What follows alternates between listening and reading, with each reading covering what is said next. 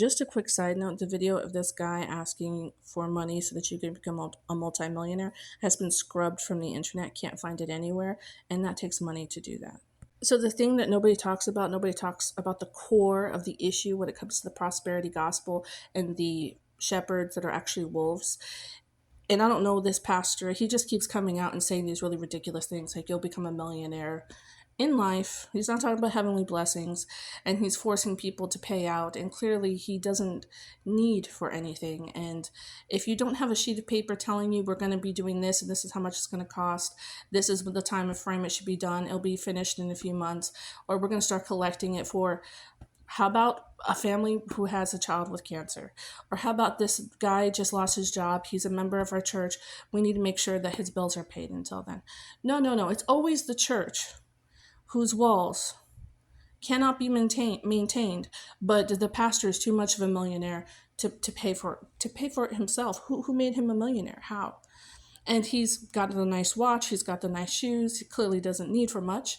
And he's telling you, that's how you know God blessed you, is if you're a millionaire. And too bad none of you are, but I am, according to him.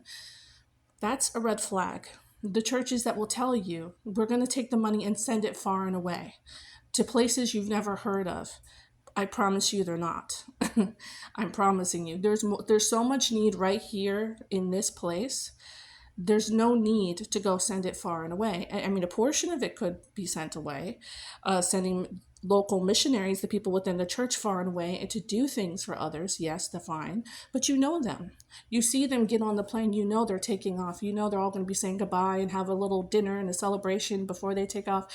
No, it's like, no, there's this little place with these poor people way over there, but we're poor here. We have single moms here. We have a problem with weak men in our society and a bunch of single women taking care of kids by themselves. And they go to a church where there happen to be strong men, but at the very front of the church, there is the most venomous, horrible person on the face of the earth that's just trying to take from them without ever giving back into the community. It's a little bit like sowing into a seed into the ground and watching other people feast off it. That's not fair. It's not fair to sow into something and get nothing in return. That's unfortunate. And so what are the signs? The far and away money. You never see anybody around you receive it exactly what they're saying. The guy's too rich to do the repairs himself, even though he couldn't want for anything, and God has blessed him greatly, but not enough to fix his own church. You never see a financial sheet that should be available online, or first they should hand you the sheet and say, this is the sheet. In a few weeks, we're going to be asking for donations. Here's the site you can donate. They found the formula. And that's why a lot of these prosperity gospel churches have people come up and announce how much they're giving, because they found if you announce what you're giving and you get praise and applaud from your community and your community recognizes you, they're going to treat you better and you're going to give more. So that's the strategy they've used that psychologically gets more people out of the pews and giving. So this guy here reprimanded her for being in the wrong line, but there's more to the story. I mean, if you hear the way he speaks to her, he is talking about money. He is saying, this isn't enough because you're in the wrong line. It's $1,200. That's a lot of people's rent. Does she have a spouse? I don't know. Is she a single income person? Is she taking care of a kid by herself? Nobody cares. And nobody in any of the churches, not Catholic, not Episcopalian, not Calvin, nobody, no strong man anywhere on the face of the earth that saw this viral clip decided to find her and bless her for heaven points. Not even for heaven points. Not even private, fine, do it privately. And then, let her announce oh my gosh, somebody blessed me because they saw this viral thing and somebody took advantage of me. The pastor took advantage of me. So after the clip went viral, all of a sudden money started pouring in, and I was just amazed by all the people who gave to my family. She might pour back into this horrible pastor, fine. I mean, he's a horrible dude. But nobody even began to pour into her first, not even privately. And all the churches were witness to what happened to her and the fact that he reprimanded her for money. Over money. And I know he says it's because of the line, but you know what he was saying. You know his heart spoke. We all know when we hear him say, this isn't enough. He's not talking about the money anymore. He's talking about her. That's what it felt like when he said that. And it wasn't about a line. And I do think there is a line in the sand. I do wonder what God's going to say to him when he stands in line, if God's going to tell him he's enough, because that's nonsense to speak to a woman like that. But that is an epidemic of weak people and a weak church that has become cancerous, because you see this and we're desensitized, realize this is a real person who's being treated horribly by the head of her community inside that church. And instead of having any kind of compassion for her and giving her anything, instead we're just like, oh wow, that was weird, that was viral, and that guy was mean, and that guy was wrong, and I'm going to share it, and I'm going to give views, and I'm going to get money. So she gets more people making money off her, not just the pastor. Do you see what I'm saying? That's where we're at right now. And your church should be blessing people around you. You should know people in your community, within your church, who had $300 given to them because they needed to eat that month, who had bills paid because the church said, we see that you have a need. We're gonna pay your bills.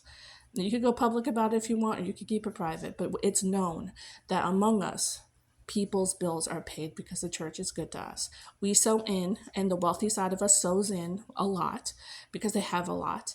And now those of us who need it receive it. Now, the Catholic Church is very good. I know many people in my life, and me myself, different times in my life where I've had bills paid and vouchers given to have things, especially when my little girl was a baby. The Catholic Church does sow into the community, and it's a huge community. I mean, it's a lot to sow into, but you know somebody who's been helped directly by the Catholic Church.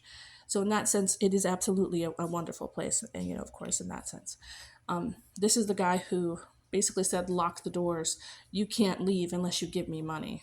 How he has a church, I have no idea. You can just see his heart speaking, and you can see where his heart is. It's money.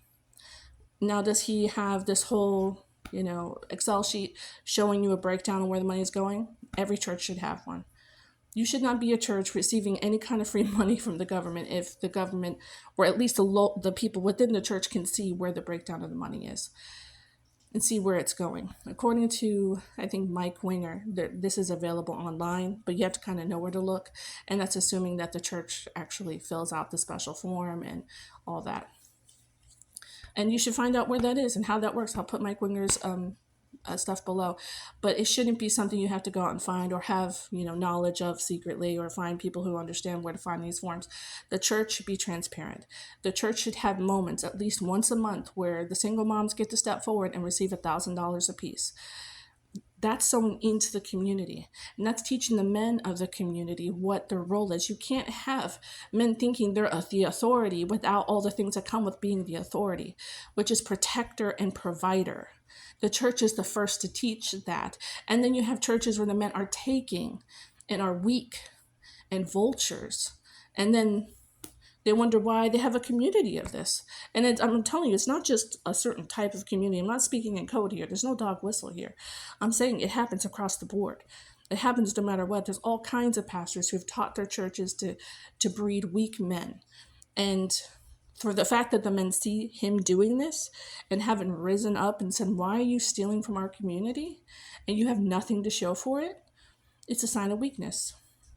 The fact the woman hasn't been given twice or 7 times what she was trying to give to that pastor because she's been victimized by him, sign of weakness. It's all there. And instead of giving people the tools they need to recognize a bad church, or people within the church secretly going, he's stealing from you, right? There's nothing here that says the money's going back into us or into whatever he's saying it's going toward, right?